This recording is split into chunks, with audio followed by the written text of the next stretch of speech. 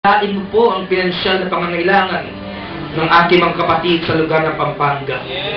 At sa oras nito, Ama, sa dagong ito na aming kinatatayuan, aming idinideklara ang tagumpay ng aming buhay.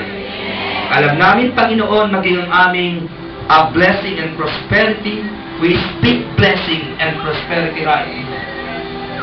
Sa pangalan ni Jesus, everybody say Amen. Pagpalain tayo ng Diyos sa ngalan ng Ama, ng Anak, ng Espiritu Santo. Amen. Pasalamatan natin ng Diyos sa buhay.